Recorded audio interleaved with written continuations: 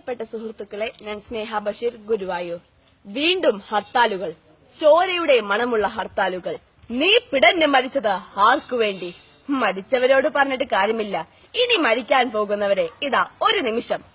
നിരവധി രാഷ്ട്രീയ കൊലപാതകങ്ങൾക്ക് സാക്ഷ്യം വഹിച്ച നാടാണ് നമ്മുടെ കേരളം.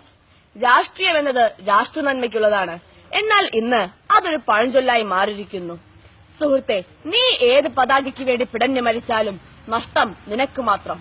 പാർട്ടി പതാകയിൽ പൊതിഞ്ഞ നിന്റെ ഡെഡ് ബോഡി ഒരു പൊതുദർശനത്തിന് വെക്കും. ആയിരങ്ങൾ നിന്നെ ചുറ്റിക്കറങ്ങി പഴിയിറങ്ങും. നിന്റെ നേതാക്കന്മാർ ഒരു നിമിഷം നിന്റെ ബോഡിക്ക് മുന്നിൽ തലകുനിക്കും. നിരവധി ആളുകൾ വിലാപയാത്രയായി ചിതയിലേക്കോ പള്ളി മൈതാനിയിലേക്കോ സെമിത്തേരിയിലേക്കോ കൊണ്ടുപോയി നിനക്ക് അവസാന യാത്ര നൽകും. പിന്നെ ഒരു അനുശോചന യോഗം.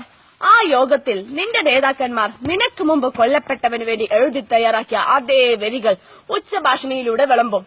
നീ പാർട്ടിക്ക് ഒരു രക്തസാക്ഷി, അവർക്ക് വേണ്ടതും അതുതന്നെ. ദിവസങ്ങൾ കഴിയുമ്പോൾ നീയും 6 അടി മണ്ണിൽ അലിഞ്ഞു ചേരും.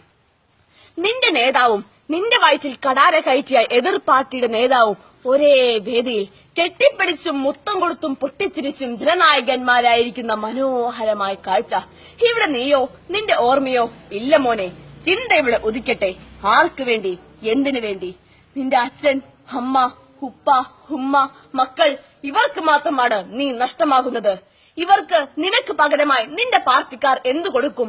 നിന്റെ പേരിൽ ആരെങ്കിലും ചെയ്ത ഒരു സ്മാരകമോ, അതോ നിന്റെ പേരിലുള്ള ഒരു ബാനറോ? ഒരു കാര്യം കൂടി ആഴത്തിൽ ചിന്തിച്ചോളൂ.